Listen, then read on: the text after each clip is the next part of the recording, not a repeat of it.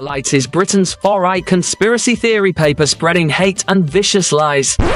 No, that's what the BBC say. The Light is the only national newspaper bringing you the real news and informed opinion on what's really going on today. You can subscribe, order copies, submit articles, and read back issues on our website, thelightpaper.co.uk, and see for yourself why the establishment are so worried about the uncensored truth getting out to people every month. The Light Paper.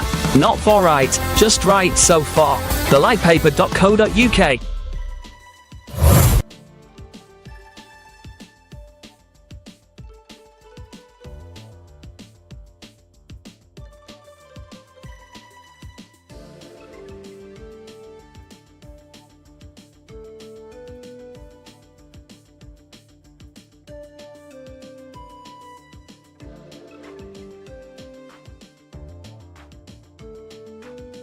Scene script.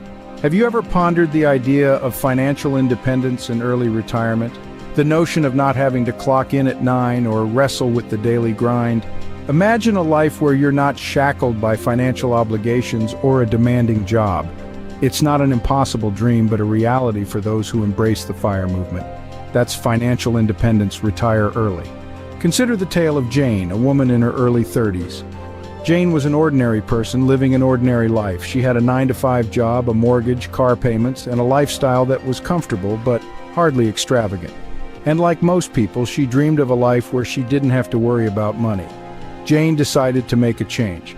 She began by cutting back on non-essential expenses, saving as much of her income as possible. She invested wisely, focusing on assets that generated passive income that didn't require her to trade time for money. Slowly but surely, Jane began to build her financial independence. She was still working, but she was no longer living paycheck to paycheck. She had a safety net, a cushion that gave her the freedom to make choices based on what she wanted, not what she needed. Fast forward 10 years, Jane, now in her early 40s, had achieved her goal. She was financially independent. She had enough passive income to cover her living expenses, and she no longer needed to work to survive. She was free to retire early, to spend her time as she pleased. Jane's story may seem extraordinary, but it's not unique. It's the story of anyone who has embraced the principles of the FIRE movement. It's a tale of discipline, of sacrifice, and of a relentless pursuit of financial independence. To summarize, the key points discussed today revolve around the idea of financial independence and early retirement. It requires discipline and sacrifice, cutting back on non-essential expenses and saving as much as possible. It involves investing wisely, focusing on assets that generate passive income. But most importantly, it requires a change in mindset. It's about seeing money not as a means to buy things, but as a tool to buy freedom. It's about understanding the true value of time and the freedom that comes with not having to trade it for money. This is the essence of the FIRE movement. It's not just about retiring early, it's about achieving financial independence, about gaining the freedom to live life on your own terms. Like Jane, you too can embrace the principles of the FIRE movement and embark on a journey towards financial independence and early retirement. After all, the only thing standing between you and your financial freedom is you. Ever wondered how much you'd need to save to achieve financial independence? The answer lies within the mathematics of a concept known as FIRE, which stands for Financial Independence, Retire Early. The most essential number in your journey to financial independence is calculated by multiplying your annual spend by 25. Notice the emphasis on annual spend, not annual income. This calculation is based on the principle that you need £300 invested for every pound you wish to spend each month in passive income. Hence, your FIRE number is also your monthly spend times 300. This mathematical principle is founded on the 4% safe withdrawal rate, as defined by financial advisor William Bengen. He proposed this rate after analyzing the S&P 500, which typically produces an average of better than 10% growth per year when studied over a period of approximately 30 years. Bengen considered factors such as inflation and market volatility. After studying previous market activity, he concluded that a 4% rate of withdrawal per year would provide for a 30-year sustainable portfolio in the vast majority of cases. So to paint a clearer picture, if your monthly spend is £1,000, then your target for financial independence is 300 times 1,000, or 300,000 pounds. Alternatively, if your annual spend is 12,000 pounds, your financial independence target is 25 times 12,000, which also equates to 300,000 pounds. The first step in planning your financial independence, therefore, lies in understanding your monthly and yearly expenditure. Without this knowledge, it is impossible to take further strides towards your financial freedom. In summary, the mathematics of FIRE revolves around the principle of multiplying your annual spend by 25 or your monthly spend by 300 based on the 4% safe withdrawal rate. Knowing your monthly and annual spend is crucial in determining the amount you need to save to achieve financial independence. Armed with this knowledge, you can then plan your journey towards financial freedom. Remember, the journey to financial independence is not a sprint, but a marathon. Embrace the mathematics of FIRE and take the first step towards your financial independence today.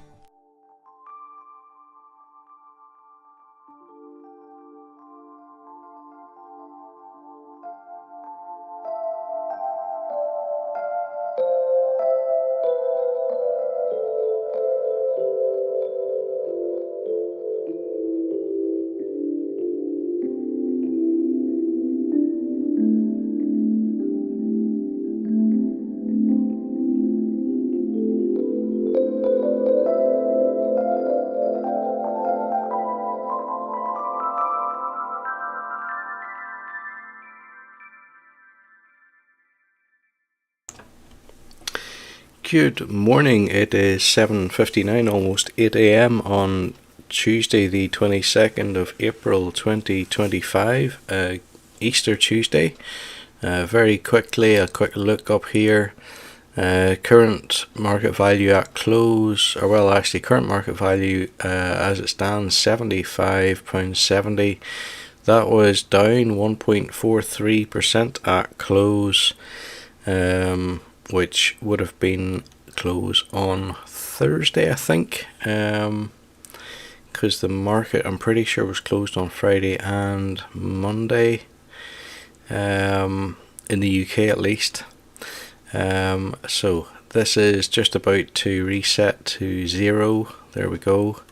And market is open essentially and just about to show us where it is now at, with whatever trades are pending.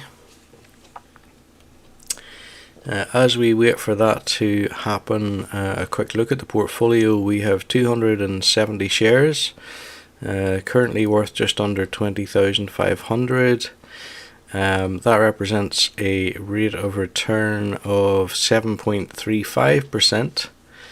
So not fantastic, given that we have 3 years and 3 weeks completed of this 8-year FIRE journey. Now I would probably go so far as to say we haven't really lost anything so far. You might say that we haven't really gained anything either, in that gain is probably wiped out by inflation. But nevertheless, I think at the minute we're probably no worse off than if we had invested the money in a bank. Let's have a look at the other figures. So current average purchase price £70.52, and as regards the 52-week range, I would say we're in the bottom quarter still, so there's reasonable grounds for suspecting that the price could quite easily shoot back up again, and particularly whenever you consider that a lot of the effect on price has been caused by Donald Trump's decisions on tariffs. And as I've probably said before, as far as I can see, it appears as if the logic behind that is basically that he wanted to renegotiate trade terms with the majority of other states, and rather than asking them if they wouldn't mind having a meeting, essentially what he has done is, by imposing punitive tariffs, and in some cases extremely punitive tariffs, having done that at the outset, then that has led to other states clamouring to send their leaders to renegotiate their terms. So to a certain point, from a certain point of view, what he wanted to do, he has gone ahead and done, and he has done it in such a way that it has happened quickly, and that seems to be a kind of a feature of the Trump presidency, as far as I can see to date. He doesn't like to be waiting about for other people to make up their mind. He likes to kind of force their hand, and from that perspective, I suppose it's reasonable to call him a disruptor, and indeed he has proven quite disruptive to date, but as things even out, as things get back to normal, as you might say, because there will be some kind of a normality that just has to happen naturally, then I think there's every reason to expect price to recover. So still no movement here yet on the market right now. Actually, with that said, it just jumped there, so an initial downward move of in and around about 2.5%, dragging price back down to 73.88 roughly. And while we're waiting for that to settle, let me draw your attention to my favourite bank, Monzo. I want a bank that makes money easy. That sounds perfectly reasonable. And you are? We're a bank called Monzo.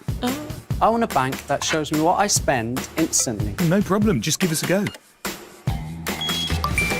See? Can you make splitting bills easy? Super easy, check this out. But it's a real faff to sign up. It takes less than 10 minutes. Race you. You're on. Can I talk to a real person 24/7? Of course. Even now? Yep. Even now? Anytime.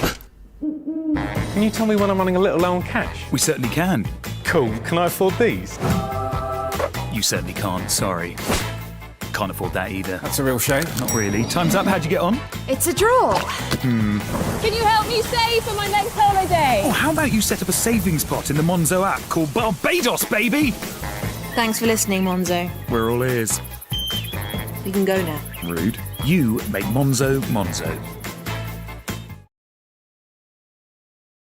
Okay, so if you might be interested in that, if you have a look in the description for the video, you'll find affiliate links for both Monzo and also my mobile contract provider. Well, in fact, it's a rolling month that they provide. It's a company called Smarty, and just to point out that the offer, or one of the offers that they are promoting at the minute, I believe is a fantastic deal, and I've actually just switched my daughter's phone over to it, and that offer is for £10 a month. They give you unlimited calls, unlimited data, and 80 gigabytes of mobile data a month. So as I say, that's for £10 a month, and there is an affiliate link in the description for the video if you are considering changing over to that. You can probably also get some other benefits, whether it's vouchers or something else, I forget. exactly what it is, and in fact sometimes these offers change. So coming back to the market, things appear to have stabilized a little bit at down 2.5%, which actually, when you look at the return on investment, that brings our figures down to less than 5% now, 4.6%. Not at all good looking, but as you would know if you've been watching the channel for any length of time, any significant length of time at least, when price falls, that means we're able to buy more stock for the same amount of money, and that is something worth capitalizing on. So we'll be doing that in just a second, but before that, let's have a little look at the notifications. So first off, Tesla down 7% ahead of earnings, amid questions over Musk's role with the government. I'm honestly not sure what that's talking about. I know that Musk was head of Doge, which was an acronym for the Department of Government Efficiency, and I think that was always planned to be a short-lived kind of a thing, and it certainly seems as if his influence there has been pretty significant, particularly in removing the likes of people who are over 100 from government payrolls. The amount of apparent fraud that was going on there seems to be quite extraordinary. But anyway, let's continue. Biggest stocks before earnings: AGNC Investment, Kimberly-Clark, Pentair, Lockheed Martin, and General Electric. And then that brings us to our previous purchase from 6 days ago, so not quite a week ago, and at that time we made our purchase at £77.60. Now the week before it was £71.20, and the week before that it was £82.35. So that just gives you some idea of the volatility that there has been in the market in the last 3 weeks. As I say, 3 weeks ago 82.35, 2 weeks ago 71.20, last week 77.60, and today we are looking at 73.80 pretty much. So as I say, let's go ahead and put in our weekly £120 worth of value into the S&P 500, the exchange traded fund provided by Vanguard. And as you know by now, we're using the Trading 212 practice platform for this. Today we're going to be buying roughly 1.62 shares, so a fair bit more really than what we had been buying when the market was at its peak. At that time we were buying less than 1.5, I think it was maybe even down to 1.3 shares. So it's interesting to see that variation just in the space of a matter of 3 weeks. Let's review the order. As you can see, this is a market buy. That means that it will just execute at whatever the fair price is deemed to be at the time. So shares value £120. We're going to buy roughly 1.62 shares, we think. There's no commission and the total cost is 120. Let's send it. It has already executed, and executed at 73.76, and we bought 1.62 shares. The figures have updated, I believe, because I did notice that just before that trade the portfolio value was actually, it had dipped under 20,000, so it has now just popped over the 20,000. So we now have a portfolio worth 20,070. The market is down 2.6% now today, and our return on investment has been cut to 4.5%. And the average purchase price now sitting at £70.54. So a pretty gloomy picture, you could say, if you didn't understand what you were looking at, and the fact that this is all part of the journey.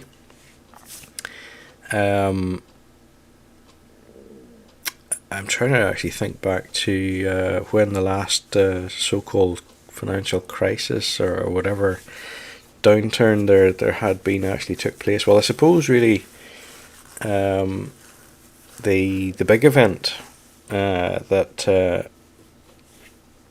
we had most recently would have been COVID. So of course that hit in early 2020. Of course, by summer 2020 things were pretty much normal again, and I don't think it's unreasonable to think that we might see something rather V-shaped in terms of a recovery again in this particular instance. Now obviously the conflict is still ongoing in the Ukraine, and I believe so in Gaza as well, although I didn't see any real effect on the market due to the Gaza conflict. But the one in the Ukraine certainly did appear to cause all this kind of up and down volatility, or flatlining almost, depending on how you want to consider that. And it would be interesting to see what might happen if and when some kind of peace deal were to actually take hold. But yeah, that is going to be pretty much it for today. I don't think there's anything we haven't covered. We've had a look at the market, we've done the investment, we've had a look at the notifications, and a bit of a chat about where things are sitting in the portfolio. Guys, if you found this episode interesting, why not give it a thumbs up? If you're interested in following the journey, hit the subscribe button, and I will be back again next week with more. In the meantime, thanks for watching. Enjoy your day off if you have a day off. As I say, Easter Tuesday, and catch you next time.